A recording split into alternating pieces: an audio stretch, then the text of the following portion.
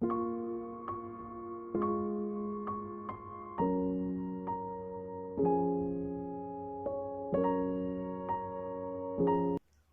à tous, Rap Saba, bon sabbat, feliz sábado, que la paix du Seigneur soit avec vous. Bon, aujourd'hui, je vous apporte comme thème de la prédication le refroidissement spirituel.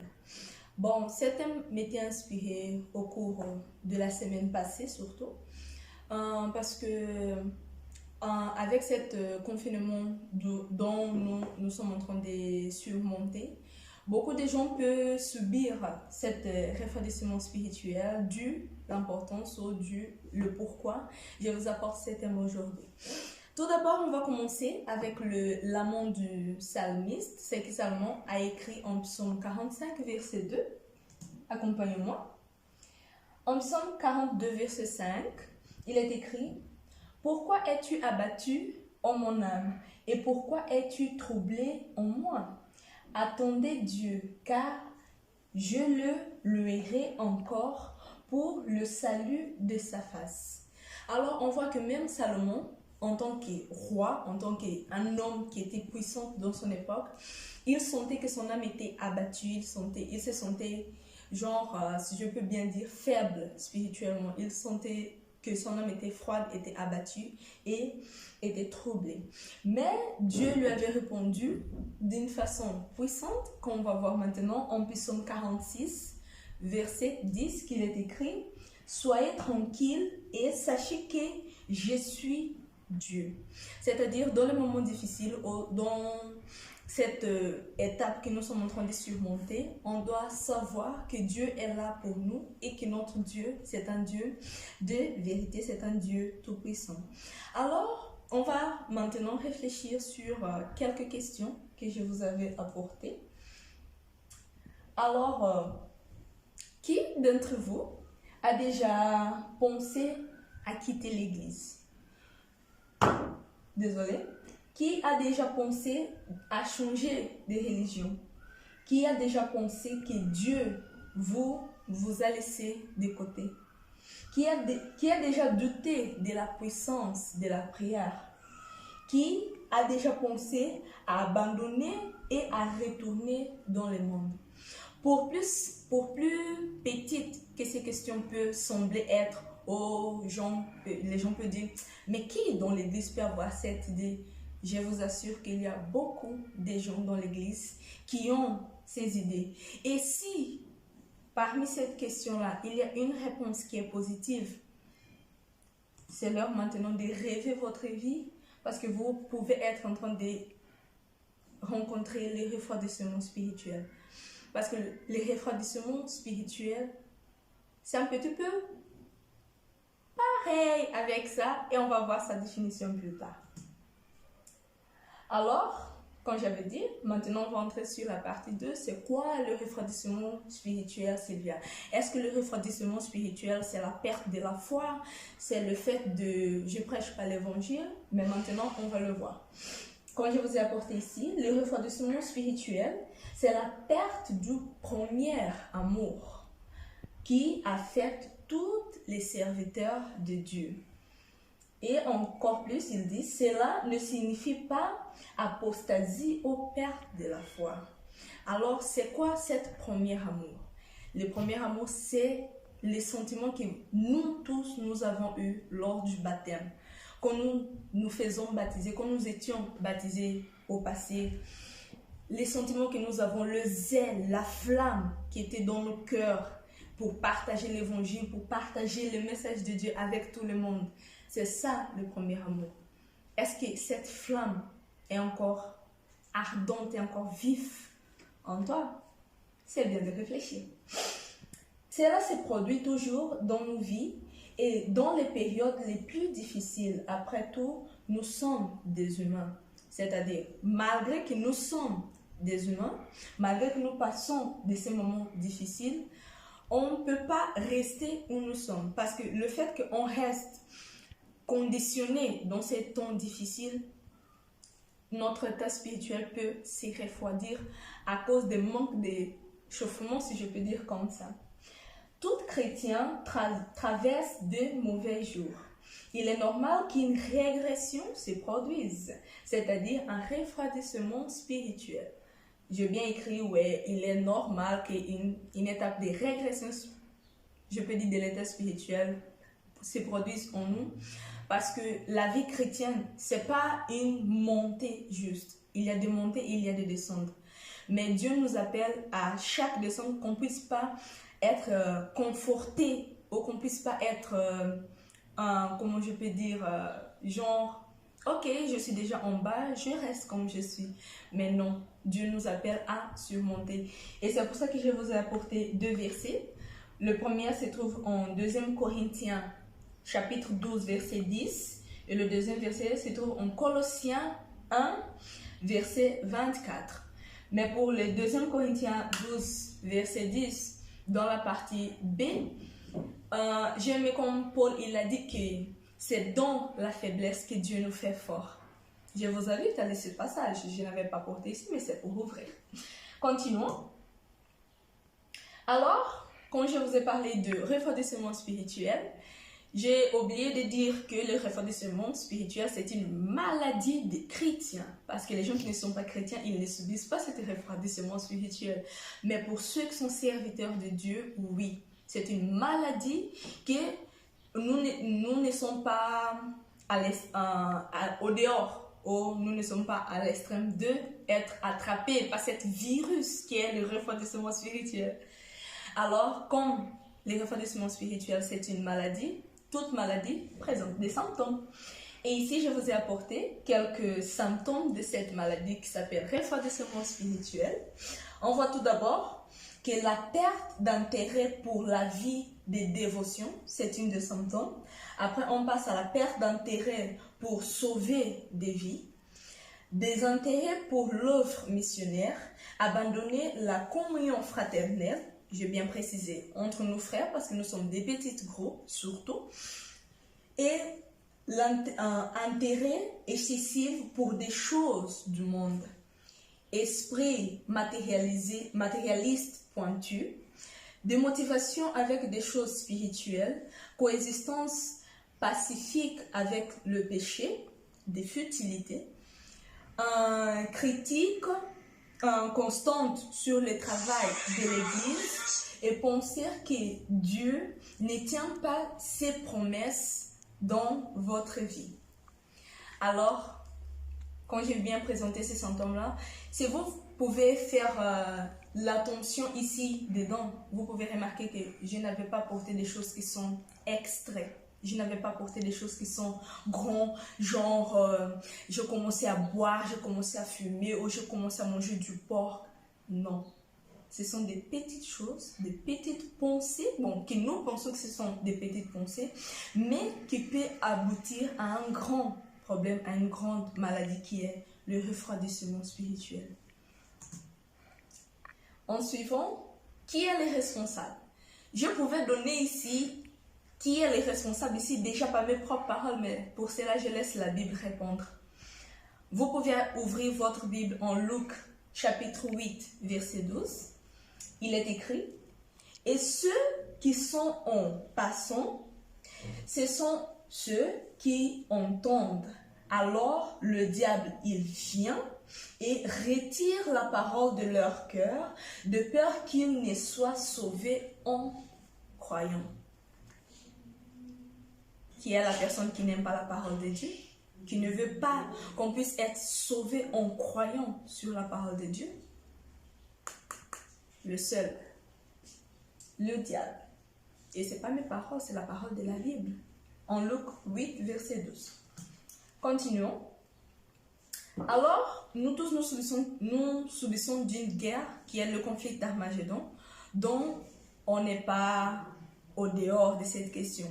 Et dans cette guerre, nous sommes le centre de cette guerre-là. Parce que le Satan, il veut gagner des gens pour mourir avec lui, genre pour qu'il puisse penser dans son pensée qu'il va gagner quelque chose. Et Dieu aussi, il veut sauver sa création. Mais la puissance de Dieu doit se manifester dans le monde malgré cette mal qui existe dans le côté du bien. Dieu fait des expériences en période de réveil pour que nous puissions nous souvenir plus tard. Et dernièrement ici, je vous avais apporté que notre maturation et notre renforcement sont des éléments essentiels dans le plan de Dieu pour nous. Pourquoi j'ai dit ça? Parce que malgré qu'on tombe, malgré qu'on se refroidisse, malgré qu'on est faible, Dieu, il nous fait fort. Et c'est dans cette faiblesse qu'il nous fait fort qu'il veut qu'on puisse se rappeler de ça. Suivante. Ceci, c'est le moment. Ceci, c'est le moment de quoi? D'analyser comment va ton cœur. Est-il le temps de revoir ton comportement vers Dieu? Et est-il le temps de revenir au premier amour? Si aujourd'hui, tu entends sa voix, ne lui ferme pas ton cœur. La Bible cite quelques exemples de gens qui ont subi des refroidissements spirituels, si je peux bien dire. De nombreux serviteurs du Seigneur ont traversé des périodes de refroidissement et de découragement. Beaucoup ont traversé de terribles déserts. Il suffit juste de mentionner quelques-uns, parce qu'il y en a beaucoup même. Comme par exemple Job, David, Elias, Jonas, Paulo. Ouais, j'ai écrit Paulo en portugais, parmi tant d'autres. Et on va se concentrer sur un passage sur la vie de Paul, parce que si on cite ici tout ce que ces braves hommes, si je peux dire, hommes de Christ ont subi, on ne va pas sortir d'ici aujourd'hui. Alors, ouvrons notre Bible en 2 Corinthiens, chapitre 11, on va lire de 25 à 28. Et surtout, faites attention aux parties qui sont en rouge, parce que ce sont des parties qui fait quelques personnes tomber dans le péché ou même maudire Dieu, si je peux bien dire, pour quelqu'un qui n'est pas ferme dans la foi. Alors, le verset 25, il commence à dire: 3 fois j'étais fouetté avec des bâtons, une fois que j'étais lapidé, genre pour la pierre, quand on lance les gens de pierre. 3 fois j'ai fait naufrager, une nuit et un jour, j'ai passé dans l'abîme. Verset 26.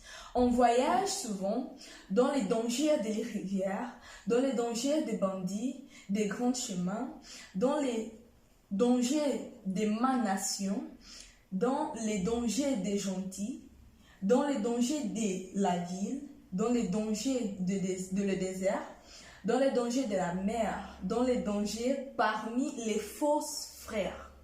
Verset 27.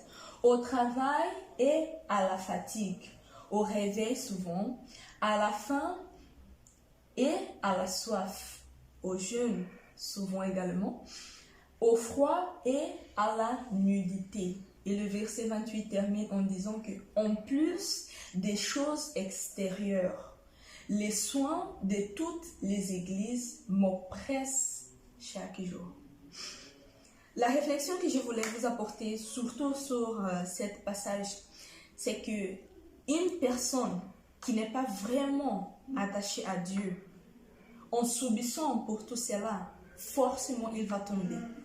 Et forcément il peut maudire Dieu. Et forcément il ne peut jamais revenir à Dieu. Mais Paul, il était quelqu'un qui était attaché à Dieu. Et ces événements qu'il a subis, malgré que ça avait causé en lui un refroidissement spirituel, un découragement, comment je peux dire ça? Il ne s'était pas laissé abattu, il ne s'était pas laissé être englouti par tous ces problèmes-là. Mais il avait pris la main de Dieu, il avait encore monté pour accomplir l'œuvre de Dieu. Alors, Satan nous offre ici quelques nourritures, si je peux bien dire comme ça. Parce que comme la Bible, elle cite le fruit l'œuvre de la chair, les fruits de l'esprit. Satan aussi, il a sa nourriture comme la parole de Dieu, qui est la Bible, est la nourriture pour nous. Satan aussi, il a quelques nourritures, si je peux dire bien. Même si vous pouvez remplacer cette nourriture par des portes d'entrée pour qu'ils puissent travailler en nous. Il y a beaucoup, mais je vais juste citer 4, comme la mondanité, le légalisme, la mélancolie et la dépression. Toutes ces 4 caractéristiques-là font les refroidissements spirituels, comme vous pouvez voir bien ici. Mais après, vous pouvez me demander, oh Sylvia, mais pourquoi la déception? La déception, c'est quelque chose que, c'est un sentiment naturel d'un être humain. Pourquoi la déception? Je vois pas une liaison entre eux. Mais dans le domaine de la santé, on a un terme qu'on utilise, bon, surtout quand j'étais au service, dans le stage, qui est quand tu souffres une déchirure, on n'appelle pas ça déchirure, mais la porte d'entrée pour les fermes. Alors, toutes les 4 que je viens de mentionner ici, malgré que c'est la nourriture de Satan, même si on dit non, je ne veux pas accepter, mais c'est une porte d'entrée au cas où l'un de ces 4 caractéristiques nous affecte. Maintenant, on va commencer avec le mondanisme. C'est quoi le mondanisme? Bon, sur Google, il y a des définitions spécifiques, mais j'ai juste apporté un. Le mondanisme, c'est le système de valeurs de toute culture qui fait que le péché semble normal et ce qui est juste semble étrange. Ouais, et ici, on a une représentation genre image de Satan en train de mettre le mondanisme dans l'église. Il est en train même de dire, entre, tant qu'il y a encore des places, tu peux entrer. C'est pour dire que si nous sommes arrivés dans un état où on voit que le péché, on appelle ces petits péchés, et ce qui est juste, on dit, ah, mais c'est étrange. Et dans le monde, on voit beaucoup ça. C'est pas seulement au sein de l'église. Non, les prédications ne viennent seulement pour l'église, mais viennent pour nous, pour qu'on puisse amener au monde. Vous n'êtes pas de ce monde, mais vous êtes dans ce monde. Alors, faisons la différence. Et dans l'église aussi, on peut voir aussi, comme le mondanisme, les fausses convertis, l'église contaminée et surtout ce qui me fait peur. C'est le dernier là. Les croyants vivants d'apparence. Les croyants vivants d'apparence. Les fausses converties me fait peur. Peut-être. Une église qui est contaminée me fait peur. Oui, parce que, comme on voit dans la parabole des les séments, les blés et les vrais, il avait les deux. Mais il avait celui qui était bon, qui était en train de pousser aussi. C'est pour ça que l'église contaminée aussi, ça ne me fait pas trop peur. Mais les croyants vivants d'apparence, c'est une chose que seulement la personne en question peut répondre.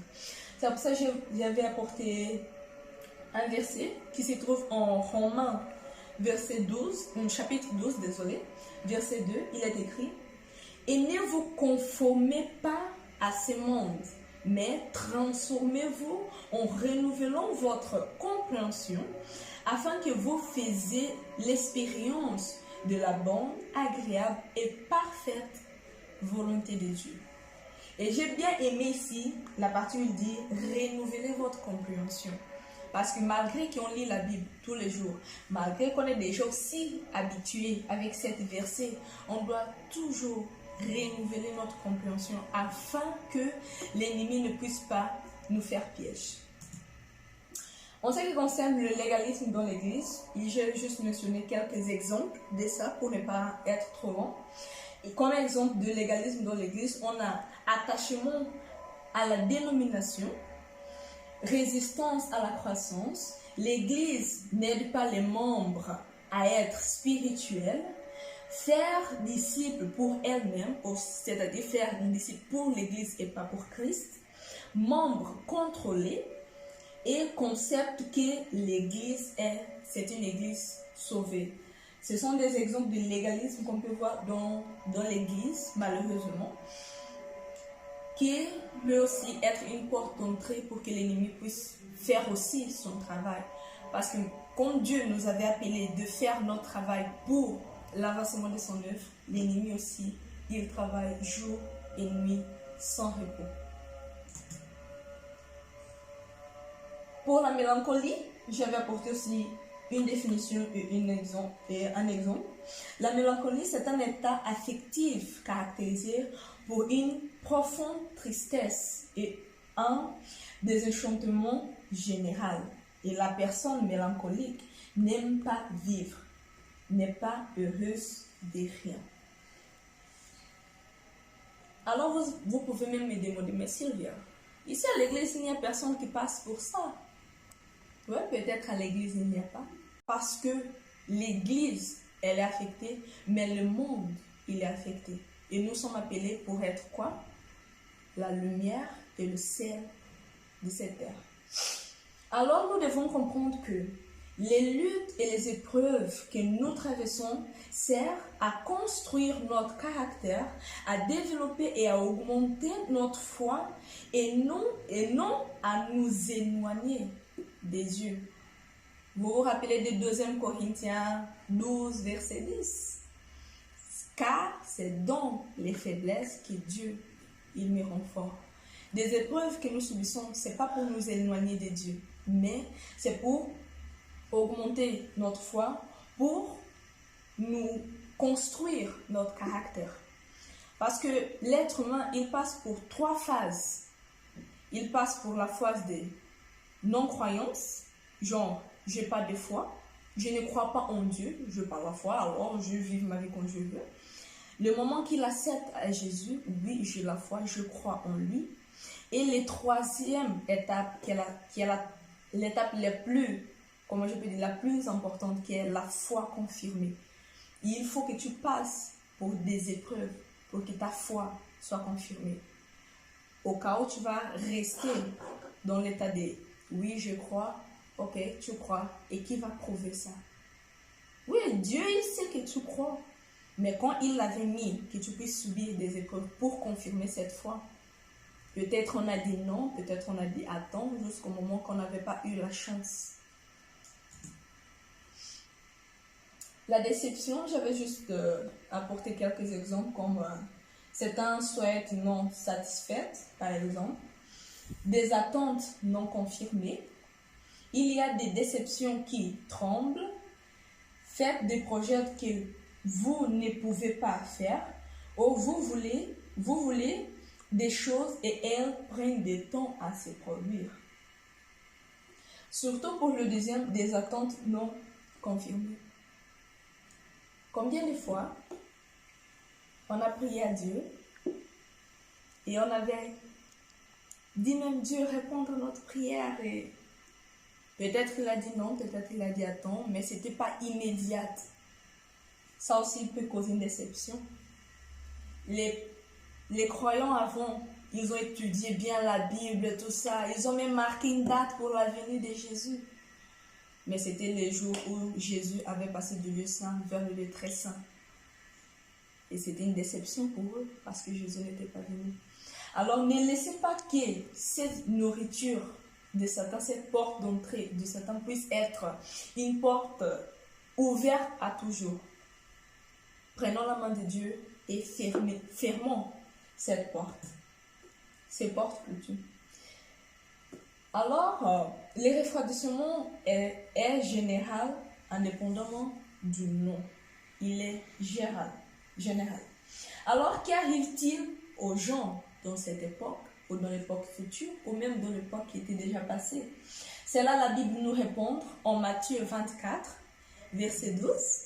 Il est écrit « Et à mesure que la méchanceté se multipliera, l'amour de beaucoup se refroidira. » Le passage il-même dit tout déjà. Au fur et à mesure que le péché va augmenter, la méchanceté va augmenter, l'amour de beaucoup va se refroidir. Et le piège de perdre cette premier amour aussi peut arriver. Alors, réfléchissons encore un petit peu. Nous pouvons être très occupés dans l'œuvre de Dieu et pourtant ne pas apprécier notre premier amour. Ça, c'est possible. Oui, ça c'est possible. Quel est l'exemple? L'église d'Éphèse, elle était active. Elle était active dans l'œuvre de Dieu. Mais dans la carte que Jean a envoyée dans l'église de l'Éphèse, il a dit quoi? Retourner au premier amour. Malgré qu'ils étaient ferventes, dont on sait qu'il se concerne l'œuvre de Dieu, mais ils n'ont pas eu ce qu'on appelle le premier amour. Et Dieu, il faisait appel pour que eux, ils puissent revenir au premier amour. Peut-être que nous sommes dans l'état, nous, individuellement, nous sommes dans l'état de l'église de l'Éphèse. Et Dieu nous appelle, revenez au premier amour. Deuxièmement, si quelqu'un connaît et lit beaucoup la Bible, est-il également dispensé de se refroidir? Oui, la question est oui, bien sûr. L'exemple, les pharisiens connaissaient même bien les Écritures. Ils parlaient avec Jésus face à face. Oui, je connais ça, c'est écrit là-bas. Oui, je lis. Où est le premier amour? Mais ils lisaient la Bible. Troisièmement, nous pouvons prier tout en ayant foi spirituellement. Beaucoup de croyants sont comme ça. Prier pour prier. Quand j'ai une question pour toi, pour que tu puisses réfléchir. Quand toi tu pries, quel est le sentiment que tu as? Tu pries parce que, ok, je suis un chrétien, je dois prier. Ou tu pries parce que tu as la nécessité, tu as la soif de parler avec Dieu et d'entendre sa voix. Et tu pries parce que tu crois que Jésus un jour viendra. Réfléchis bien. Si un chrétien est persécuté ou souffre, c'est un signe qu'il est fervent devant Dieu et non qu'il est vaincu. Ouais, peut-être. Il prêche beaucoup la parole de Dieu, il souffre, il est persécuté, mais il peut avoir également un refroidissement spirituel. Exemple, Éphèse, c'était une église de l'exemple. La carte envoyée à l'Éphèse, c'est un exemple d'un refroidissement spirituel. Beaucoup, ils ont souffert à cause de l'œuvre de Dieu, mais beaucoup également étaient froides spirituellement. Et dernièrement, si nous disons que quelqu'un est froid dans la foi à cause des hérésies ou du manque de cohérence théologique, nous pouvons être pires. Parce que le fait de faire comme ça à ton frère, toi-même, tu n'as pas encore regardé toi-même, ça c'est pire. Le fait de dire, ah Seigneur, moi je commets pas beaucoup de péchés. Oh Seigneur, regarde mon frère là, Seigneur, il fait ça, il fait ça, il fait ça. La langue, elle n'a presque aucun poids, mais peu sont les gens qui arrivent à la soutenir. En continuant, comme toute maladie, il y a des conséquences. Alors on va voir, j'avais juste cité 3 conséquences de le refroidissement spirituel. Bien sûr, il y en a encore beaucoup, mais je vous apporte juste 3 pour ne pas être trop long. Premièrement, vivre avec les déguisements, manque évangélique, vivre un mensonge, devient un pharisien évangélique. Quand ces conséquences de vivre avec, ce sont les conséquences qu'on vit, qui peuvent être englouties dans notre vie, mais qu'on n'aperçoit même pas. Parce que dans la majorité des cas, nous cherchons des choses qui sont extrêmes, mais des choses qui sont simples, comme le manque évangélique, ou vivre un mensonge, ou même devenir un pharisien évangélique. Ce ne sont pas des choses qu'on s'aperçoit, genre pour dire oui, je suis dans cet état spirituel, il faut que je change. C'est difficile à noter. Deuxièmement, avoir une double vie. 90% des chrétiens vivent ça. Et moi, je l'affirme que 90% des chrétiens vivent ça. Et sans le savoir dans la majorité des cas. Pendant un certain temps, puis se rendre au péché en retournant au monde. Et il y a ceux qui vivent une double vie et ne se rendent même pas compte qu'ils sont en train de vivre une double vie. Mais Dieu a dit quoi? Soit tu es chaud, soit tu es froid. Parce que si tu es tiède, je vais te vomir. Troisièmement, devenir spirituellement déprimé. Oui, ça arrive. Peut-être pour ceux qui ne sont pas encore, comment je peux dire, à un état spirituel très, très, très élevé, peut-être ils ne sont pas. Peut-être. Mais ça, ce sont l'état spirituel déprimé. Détruisez votre vie et celle de ceux qui vous sont proches. Si vous êtes un leader et ne cherchez pas l'aide, vous languirez jusqu'à ce que votre âme tombe dans un abîme sans fin. Pourquoi j'avais apporté surtout cette troisième partie ici? Parce que le fait que nous sommes appelés chrétiens, nous avons la marque de Christ, l'identité de Christ. Parce que si un membre, par exemple, de l'église fait une bêtise, on ne va pas dire c'est Fulano qui a fait cette bêtise. Non, on va dire c'est le chrétien qui a fait ça. Parce que nous portons le nom de Christ. Et qui a dit qu'un leader ne peut pas chercher de l'aide? Un leader peut chercher de l'aide. Peut-être qu'il y a un leader dans l'église. Il voulait genre une opinion sur une chose, imaginons. Et il a demandé l'aide pour un membre qui n'était même pas encore baptisé. Est-ce que ça c'est mauvais? Non, pas du tout. Le mauvais, c'est de ne pas demander l'aide. Tout le monde a besoin de l'aide. Soit celle qui est grande, soit celle qui est petite. Alors, quels sont les dangers de la froideur spirituelle? Premièrement, j'avais cité, lâcher la relation avec Dieu sans vous en rendre compte.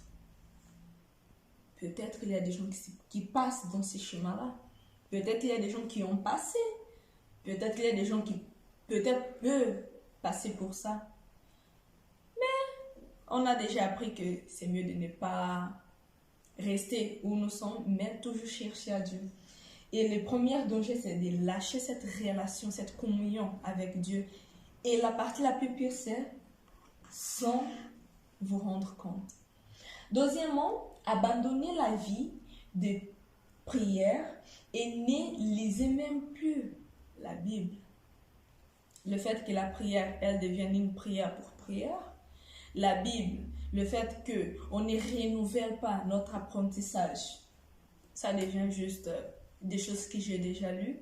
Et le deuxième danger aussi peut arriver dans notre vie sans qu'on s'aperçoive. Troisièmement, arrêtez d'être fidèle au Seigneur et entrez dans une véritable apathie spirituelle. Alors, mourrez spirituellement et perdez votre salut. C'est le danger le plus grand. Et la plus pire de la chose encore, plus pire que ça, c'est quand on ne se rend pas compte de toutes ces choses-là. C'est pour cela que Dieu nous apporte cette message aujourd'hui, pour qu'on puisse connaître notre état spirituel, de façon qu'on puisse éviter ces dangers, éviter ces caractères-là. Alors, le ministère sont transformés en groupe d'élite. Ce que je vous apporte maintenant, peut-être non, ça porte pas dans notre groupe maintenant, peut-être parce qu'elle est petite, mais dans les groupes, dans l'église plutôt, qui est grande, on voit beaucoup ça. Le ministère qui se transforme en groupe d'élite, en concurrence de ceux qui font plus, en pensant que c'est ainsi qu'il plaît à Dieu, et les membres se disputent la place de l'autre comme si le salut dépendait de la position de l'église. Peut-être nous, comme petit groupe, on dit « Ah, ma Sylvia, ça c'est pour les grandes églises. Peut-être c'est pas pour nous. On va devenir une grande église un jour. On va faire partie d'une grande église. » Et cette fragment qu'on verra dans l'église, vous allez constater ça. Et ça existe. C'est pas quelque chose que j'avais inventé, non. Ça existe. Alors, nous perdons notre concentration sur le royaume de Dieu. Nous éloignons de la communion avec le Seigneur et affaiblissons l'Église dans son ensemble. Le fait qu'une personne a tous les symptômes, présente les dangers et tout ça en lui, sans s'apercevoir, il peut aboutir à l'affaiblissement de l'Église tout ensemble. Et alors, comment retourner au premier amour? Ça, c'est la question. Alors, Sylvia, tu as présenté les dangers, les symptômes, la nourriture de Satan. Alors, comment on va retourner à cette première amour? Je veux retourner à cette première amour. Tout d'abord, tu dois vouloir. Tout d'abord, vouloir. Et vouloir de tout ton cœur, pas la moitié. N'essaye pas d'expérimenter, de retourner au premier amour.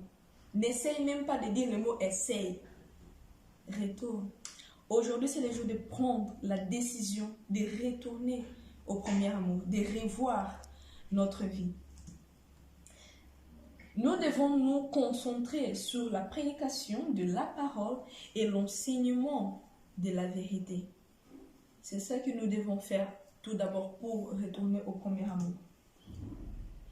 Et comprendre aussi de quel côté nous sommes. Ou vous avez un côté. Moi, je ne sais pas où. Mais vous devez de toute urgence vous battre à nouveau, apprendre à faire confiance à Dieu en croyant en ce que vous ne voyez pas, déléguer la foi et commencer à ressentir les soins qu'il porte à votre vie. C'est en suivant cette logique, cette partie qu'on va pouvoir revenir au premier amour. L'Église offrira, l'Église, le corps de Christ, il offrira à nouveau une éducation spirituelle afin que les membres de l'Église ne grandissent pas immatures et ne subsistent jamais à attendre les gloires de Dieu à tout prix. Le but de l'éducation spirituelle, c'est pour que les membres de l'Église, lorsqu'ils sont baptisés, on dit quoi? Qu'ils sont nés à nouveau. Alors ils sont bébés, ils ont besoin de la nourriture spirituelle. Ils ont besoin d'être éduqués spirituellement. Et l'Église, comme un corps de Christ, doit travailler sur l'état spirituel de le prochain, de le membre qui vient d'être né, ou même de ceux qui sont affaiblis, de façon qu'on ne puisse pas, pour eux et pour nous également, qu'on ne puisse pas grandir immaturement et qu'on puisse jamais subsister à attendre la gloire de Dieu à tout prix. Parce que notre but, c'est d'attendre la gloire de Dieu à tout prix. Quand je dis à tout prix, c'est à tout prix. Parce que ce monde ne nous appartient pas. Et c'est le royaume des cieux qui nous appartient. Nous devons également agir avec joie lorsque nous sommes dans la maison du Seigneur. Et ainsi, l'Esprit de Dieu ne quittera jamais nos cœurs. Son feu restera allumé en nous et l'Église sera encore sainte et sanctifiée. Amen. Amen. Amen. Amen. J'aimais bien le mot avec joie. Parce que la tristesse profonde, ça peut être égal à la mélancolie. Mélancolie, porte d'entrée au Satan. Alors, que nous puissions agir avec joie, de façon que la maison du Seigneur puisse être renouvelée spirituellement. Dans des moments de faiblesse, nous devons chercher Dieu, lui être fidèles, prendre le temps de renforcer notre communion avec lui, de rester ferme dans la lutte et la résistance au péché, développer la maturité spirituelle et grandissez dans la foi jour après jour jusqu'à ce que nous les reconstruirons. Amen. l'un de l'autre pas pour revenir au premier amour. Suivant, recherchez un renouveau spirituel. Renouvelez votre engagement envers lui. Si jusqu'à ce moment aujourd'hui, de maintenant, nous disons que nous ne sommes pas engagés dans l'œuvre de Dieu, d'abord, c'est le moment. Laissez le Seigneur mener votre vie et il renouvellera votre cœur. Il y a un Dieu qui vous voit, qui nous voit, qui prend soin de toi, qui prend soin de moi et qui prend soin de nous. Qu'on puisse toujours se rappeler qu'il y a un Dieu tout-puissant qui prend soin de chacun de nous individuellement. Pas même en groupe, individuellement. Même si nous sommes en groupe, il prend soin de chacun de nous individuellement. Et c'est ça la prédication d'aujourd'hui. Je vous remercie avec ouvrez Apocalypse 22, verset 21, qui dit ce que je voulais dire. Et que le Seigneur vous bénisse.